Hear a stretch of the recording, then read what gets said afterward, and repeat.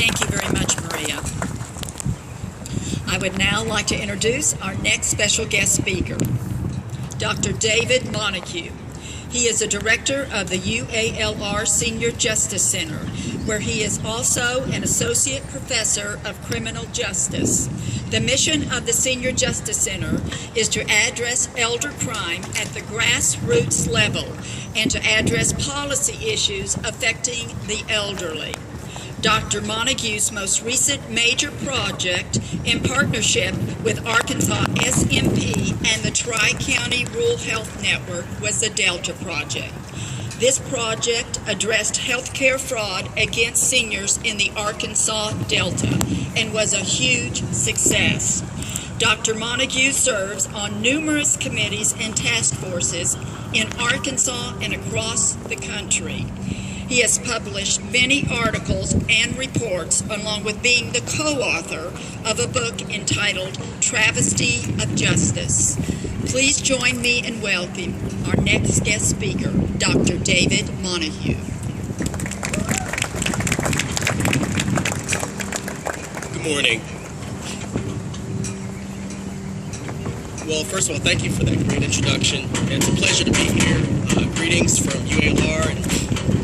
My name is David Montague, and I just first of all have to say how much I appreciate Martha being kind enough to ask me to come and participate in this event every year.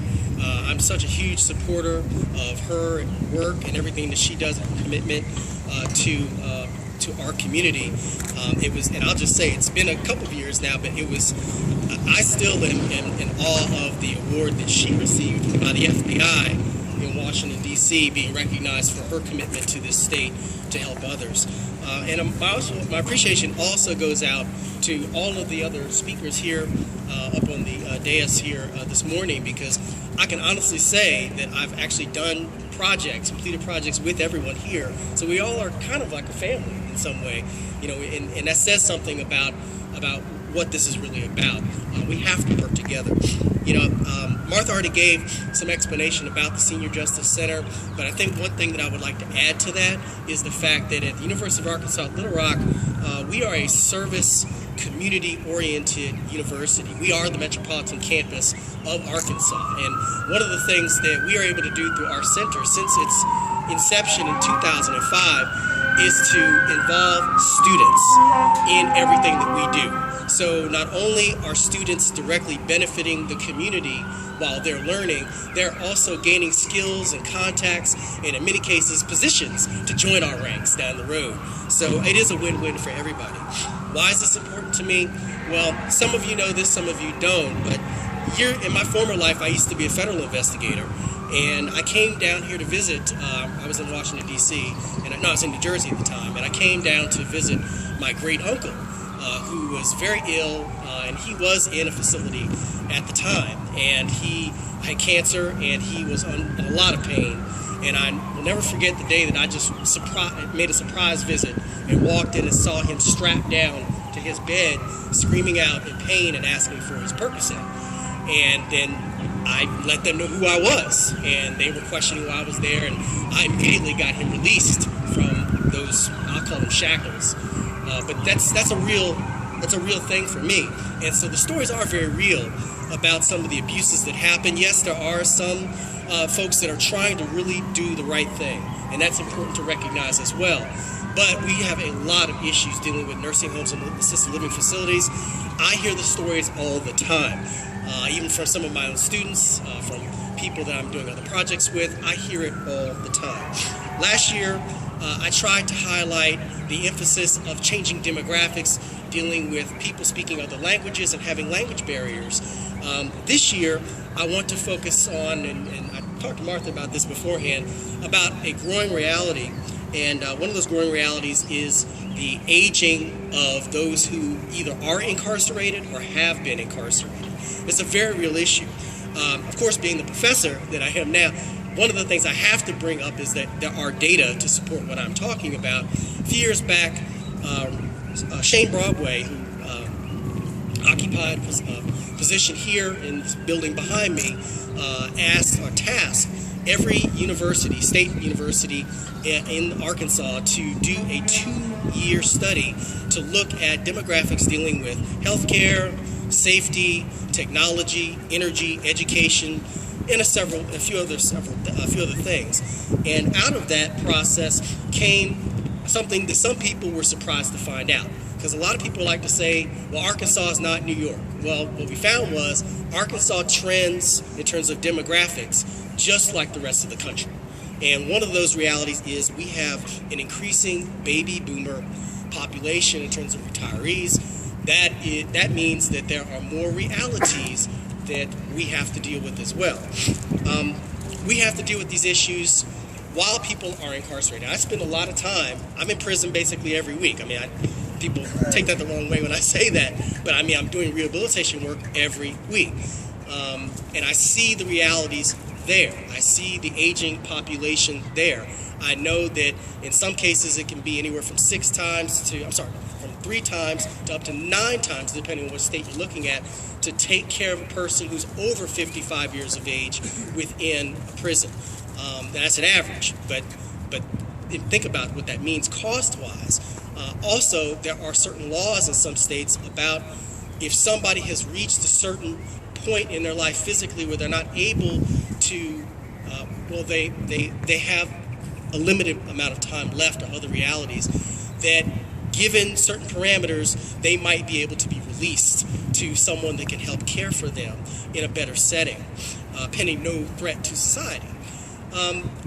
There's an issue in a lot of states with trying to see these types of laws actually implemented. I mean, they exist, they're enacted, but actually getting them to actually work. And of course, some of the things that we're dealing with are, of course, some of the issues that we all deal with. Perception the society has.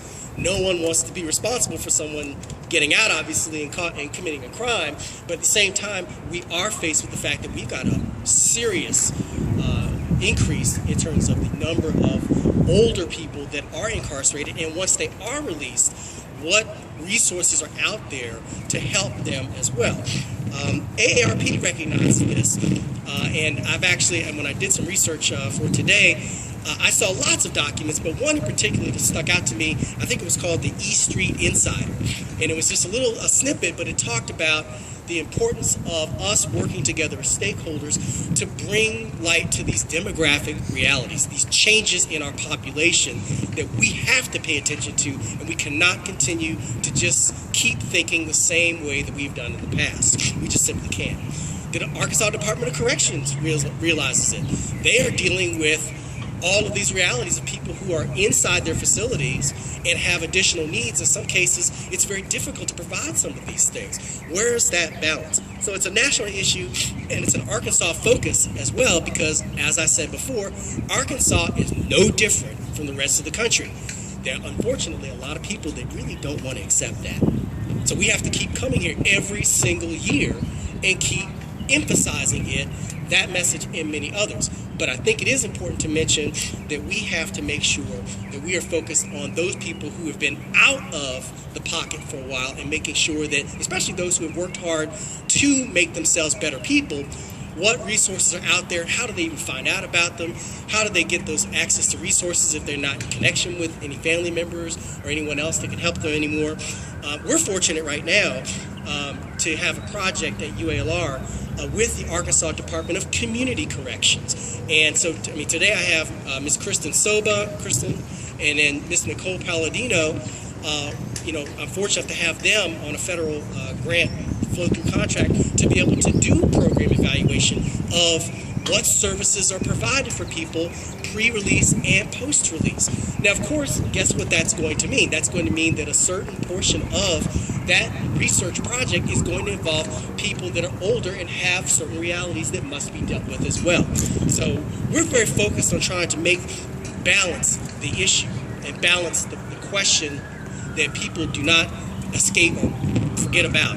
Balance is what we have to keep pushing if we're going to focus on the rights of those that are in facilities that need help, they need protection.